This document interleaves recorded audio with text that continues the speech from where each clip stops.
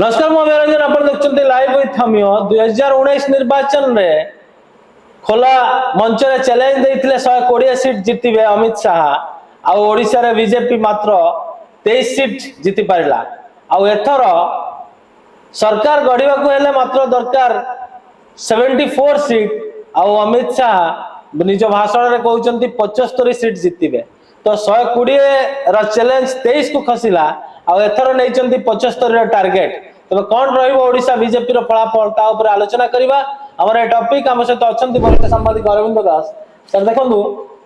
2019 निर्वाचन में अमित शाह कहले ओडिसा रो 120 सीट जीतिबे जो समय रे मोदी लहर जो सबुठु पीक रे थिला किंतु एथर ओडिसा रे जदी सरकार गठन करबा को हेले मात्र दरकार 70 सीट किंतु एथर कहउचंती से 75 सीट जीतिबे मात्र गोटे सीट जीति सरकार गढिबे अमित शाह कहि कि जायछन त केमती देखुचंती अमित शाह रे जो चैलेंज को केते दूर ग्रहणीय ये देखो माने सबुठु बड़ कथा होची अपन जोडा कहले 120 खाली 120 ओडिसा रे भी कहि नथि अमित शाह भी कहिथिले 200 वेस्ट बेंगल लेवल एवं अमित शाह जो कथाटा पछरे पचरा हला जे अपन ओडिसा रे 120 कहिथिले सेठी पाइले अपन 23 सीट वेस्ट बेंगल भी कहिथिले हम 200 सीट जीति गवर्नमेंट करिवो अपन सेठी पाइले मात्र 70 केते सीट से निजे भी कन्फेस भी करते सेटा गोटे टार्गेट दिया जाए वर्कर मान गोटे उत्साह बढ़ाया तो आप सेटा सेमती भी धरत से गोटे वर्कर भर उत्साह मैंने वास्तव में बीजेपी 75 सीट धरी सरकार गढ़ बोली मुझे कहीं भावी पाने तो आप भावते अमित शाह सेमती गोटे टार्गेट घोषणा करते गले किंतु जो प्रकार टार्गेटा घोषणा कले से अड लगुच 74 मेजोरिटी दरकार ठीक 75 से ग्रहण कर अड लगुच 120 कहते ठीक था मैंने जन 100 पाइबे 120 पाइबे कहते मेजोरिटी टू थर्ड नबू ये जस्ट मैंने 50% नबू आम जीतू से ग्रहण करें आपन भी गोटे काजुआली नियंतु खाली गोटे से वर्कर भर गोटे माने एंथु पुरैया सी भी मुझे सी भी बोधे वास्तवता बुझी जाइए ना आम भी एथर सरकार करूँ तेणु से टाणी 75 कहते तो जदि से मेजोरिटी पाइले मेजोरिटी पाई 74 सीट दरकार और 75 सीट से कहउचंती सरकार गढ़ियो बोली तांको सहित ओडिसा रे जो बड़ बड़ नेता थिले राज्य स्तरीय नेता सेमान कोन तांको प्रेडिक्शन दे परलेनी ना हमें एटा को 100 एबव टारगेट नबा गोटे एमिति फिगर कहबा जोटा कि आउ टिके उत्साह बढ़िबो ए 50% प्लस 1 नो फिगर जदि कहउचंती सेटा ऑटोमेटिकली के जणे भाबिबो कि गोटे काजुअली कहि दे कि एमिति पळेले बोली हां सर साधारण ऊपर से इंपैक्ट पडुछ से भाबियार नै जति साधारण ऊपर से इंपैक्ट पडुछ आपण कैंपेन ट्रेल टाउ देखंतु बीजेपी रो कैंपेन ट्रेल देखले आपण जानि परिबे से माने कोट ना कोट तांकर कॉन्फिडेंस लूज करछन आपण बारंबार सेंट्रल लीडर माने ओडिसा केते आछन तान कोड ना के तेनु से माने कोट ना कोट कॉन्फिडेंस लूज करछंती काले पुणी ताडू कम कहि देले सरकार करूछु बोली कहले तो टिके वर्कर भीतर गोटे एंथु आसीबो ना कि वोटर गोटे कहबे जे सरकार करना वोट दबा बोले जे आमे भी सरकार करि परना ऊपर कहि परिबे परखरे जाले से सेडा कोन कहि देले जे एथर भी आमे सरकार करबा स्थिति रे नाहु बोली 75 जे भी जोड़ा फिगरटा कहे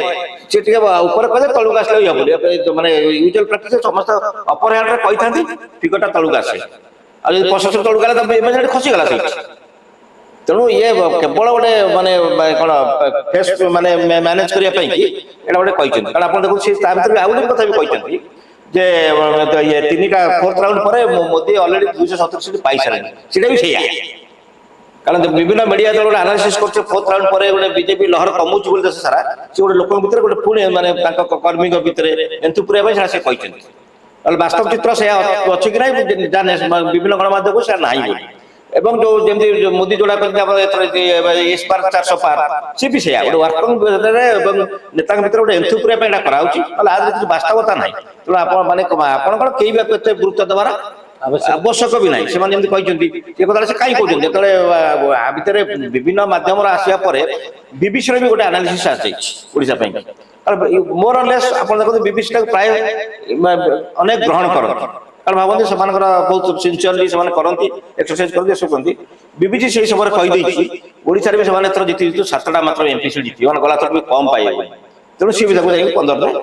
रखिछन एठी अमित शाह कहते आम 15 सीट जीतबू से धर्मेंद्र प्रधान संबलपुर कहते आम 21 जीतबू तापर आपन जो कहले लीडरशिप से मो कहा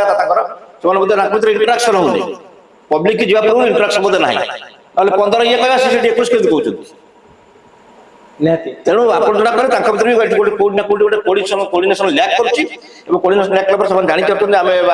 ଯୋଉ ପ୍ରକାର ମାନେ ନିର୍ବାଚନ ପୂର୍ବରୁ ଯୋଉ ଦାବି କରୁଛୁ ମାନେ ସେଟା ତା ଦେହରେ କିଛି ବାସ୍ତବତା ନାହିଁ। ତେଣୁ ସେମାନେ ଗୋଟେ ନା ଗୋଟେ କଣ ଗୋଟେ ଫିଗର କହିବା ପାଇଁ କହିଦଉଛନ୍ତି ଏବଂ ସେମାନେ କ୍ୟାମ୍ପେନର ଟ୍ରେଲଟା ଆପଣ ଦେଖିଲେ ଜାଣିବେ। ଆପଣ ସୁନ୍ଦରଗଡ଼ ଦେଖୁନାହାନ୍ତି, ସୁନ୍ଦରଗଡ଼ କିଏ ନ ଆସିଲେଣି ବିଜେପି ନେତା?